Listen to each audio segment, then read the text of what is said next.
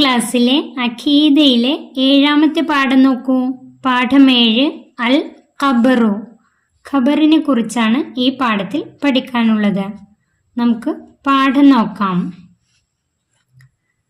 മരണം എന്നത് നശിക്കലല്ല. മരണം എന്നത് നശിക്കലല്ല, നശിച്ചു പോവലല്ല മരണം. ഒരു ജീവിതത്തിൽ നിന്ന് മറ്റൊരു ജീവിതത്തിലേക്ക് മാറലാണ്. ഇഹലോകത്തെ ഈ ജീവിതത്തിൽ നിന്നും പരലോകത്തെ ജീവിതത്തിലേക്ക് മാറലാണ് മരണം. മരണത്തിന് ശേഷമാണ് ശാശ്വതമായ ജീവിതം. മരണത്തിന് ശേഷമാണ് ഒരു മനുഷ്യന്റെ ശാശ്വതമായ ജീവിതം. എന്നെന്നും നിലനിൽക്കുന്ന ജീവിതം മരണത്തിന് ശേഷമാണ്. ഖബർ ഒന്നുകിൽ സ്വർഗത്തോപ്പായിരിക്കും, അല്ലെങ്കിൽ നരകക്കുണ്ടായിരിക്കും. ഖബർ ഒന്നുകിൽ സ്വർഗത്തോപ്പായിരിക്കും, അല്ലെങ്കിൽ ആ ഖബർ നരകക്കുണ്ടായിരിക്കും.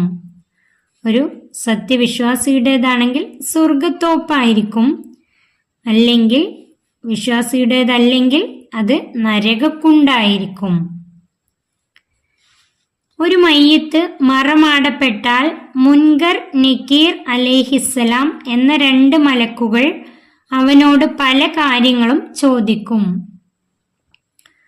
ഒരു മയ്യത്തിനെ മറമാടപ്പെട്ടാൽ, ഒരു മയ്യത്തിനെ ഖബറിലേക്ക് വെച്ച് അതിനെ മറമാടിക്കഴിഞ്ഞാൽ മുൻകർ നക്കീർ അലൈഹിസ്സലാം, മുൻകർ നക്കീർ അലൈഹിസ്സലാം എന്ന 2 മലക്കുകൾ പല കാര്യങ്ങളും ചോദിക്കും. ഖബറിൽ വെച്ച് ചോദ്യം ചെയ്യപ്പെടുന്ന മലക്കുകളാണ് മുൻകർ നക്കീർ അലൈഹിസ്സലാം. ഈ 2 മലക്കുകൾ വന്ന് പല കാര്യങ്ങളും ചോദിക്കും. ശരിയായ ഉത്തരം പറഞ്ഞാൽ അവരുടെ ഖബർ സ്വർഗത്തോപ്പാക്കപ്പെടും. ശരിയായ ഉത്തരം പറഞ്ഞാൽ അവരുടെ ഖബർ സ്വർഗത്തോപ്പാക്കപ്പെടും. ഉത്തരം പറയാതിരുന്നാൽ അവരുടെ ഖബർ നരകക്കുണ്ടാകും. ഖബറിൽ വെച്ച് മലക്കുകളുടെ ചോദ്യത്തിന് ഉത്തരം പറയാതിരുന്നാൽ അവരുടെ ഖബർ നരകക്കുണ്ടാകും. ഖബർ ജീവിതം, മഹ്ശർ, മീസാൻ, സിറാത്ത്, സ്വർഗം, നരകം മുതലായവയിൽ എല്ലാം നാം വിശ്വസിക്കണം. ഖബർ ജീവിതം, ഖബറിലെ ആ ജീവിതം, മഹ്ശർ, മഹ്ശറിൽ ഒരുമിച്ച് കൂട്ടപ്പെടുന്ന ആ സ്ഥലം മഹ്ശർ, മീസാൻ, മീസാൻ എന്നാൽ തുലാസ്, നന്മയും തിന്മയും തൂക്കുന്ന തുലാസ്. സിറാത്ത്, സിറാത്ത് എന്നത് ഒരു പാലമാണ്, നരകത്തിന് മുകളിലൂടെയുള്ള ഒരു പാലമാണ്. സിറാത്ത് കടന്നു കഴിഞ്ഞാൽ, ആ പാലത്തിന്റെ മുകളിലൂടെ പോയി കഴിഞ്ഞാൽ സ്വർഗത്തിൽ എത്തിച്ചേരും. സത്യവിശ്വാസികൾ സ്വർഗത്തിലേക്ക് എത്തും, അല്ലാത്തവർ ആ പാലത്തിൽ നിന്ന് വീണ് നരകത്തിൽ വീഴും.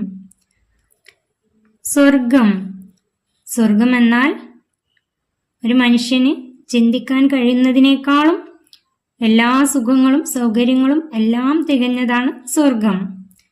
നരകം, നരകം എന്നത് ആളിക്കത്തുന്ന തീയും അതുപോലെ ഭയാനകമായ ശിക്ഷകളുമുള്ളതാണ് നരകം. മുതലായവയിൽ എല്ലാം നാം വിശ്വസിക്കണം. ഈ എല്ലാ കാര്യങ്ങളിലും നാം വിശ്വസിക്കണം. ഇതെല്ലാം പരലോക വിശ്വാസത്തിൽപ്പെട്ടതാണ്. ഇതെല്ലാം പരലോക വിശ്വാസത്തിൽപ്പെട്ടതാണ്. ഒരു മനുഷ്യന് ഇഹലോക ജീവിതത്തിൽ നിന്ന് പരലോക ജീവിതത്തിലേക്ക് മാറലാണ് ആ മനുഷ്യന്റെ മരണം. മരണത്തിനു ശേഷം അയാൾക്ക് പരലോക ജീവിതമുണ്ട്.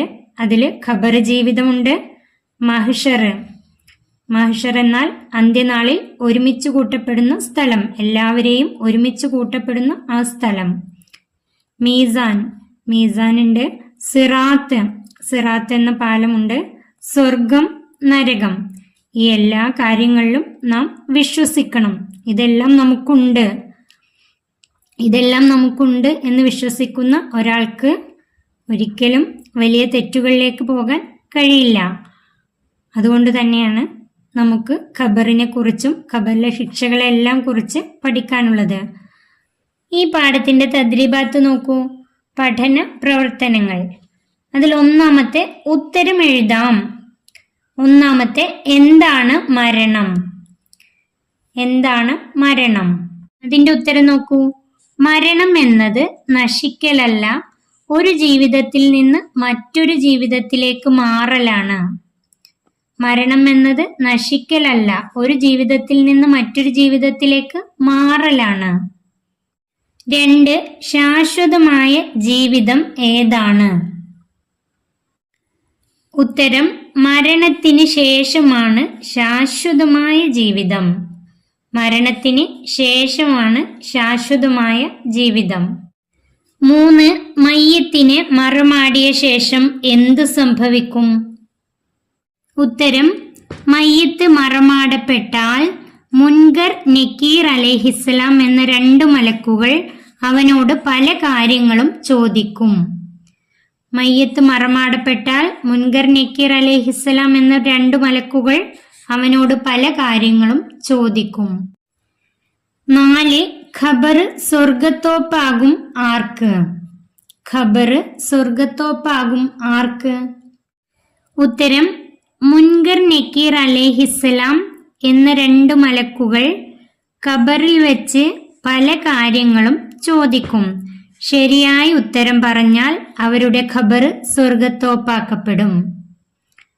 അതിന്റെ ഉത്തരം എഴുതേണ്ടത് മുൻകർ നക്കീർ അലൈഹിസ്സലാം എന്ന 2 മലക്കുകൾ ഖബറിൽ വെച്ച് പല കാര്യങ്ങളും ചോദിക്കും. ശരിയായ ഉത്തരം പറഞ്ഞാൽ അവരുടെ ഖബർ സ്വർഗത്തോപ്പാക്കപ്പെടും. അടുത്ത ചോദ്യം നോക്കൂ. വ്യക്തമാക്കാം. പരലോക വിശ്വാസത്തിൽപ്പെട്ട 6 കാര്യങ്ങൾ. 6 കാര്യങ്ങൾ ഇവിടെ എഴുതാം. ഉത്തരം ഒന്നാമത്തെ ഖബർ ജീവിതം. 2 മഹ്ശർ. 3 മീസാൻ. 4 സിറാത്ത്. 5 സ്വർഗം. 6 നരകം. ഈ 6 കാര്യങ്ങൾ എഴുതാം. 1 ഖബർ ജീവിതം, 2 മഹ്ശർ, 3 മീസാൻ, 4 സിറാത്ത്, 5 സ്വർഗം, 6 നരകം. ഈ 6 കാര്യങ്ങൾ വൃത്തിയായി എഴുതാം. ഈ പാഠം ഇവിടെ അവസാനിക്കുന്നു. 3ാം ക്ലാസ്സിലെ പ്രിയപ്പെട്ട കുട്ടികൾക്ക് വീഡിയോ ഉപകാരപ്പെട്ടാൽ ചാനൽ സബ്സ്ക്രൈബ് ചെയ്യാനും ലൈക്ക് ചെയ്യാനും മറക്കല്ലേ.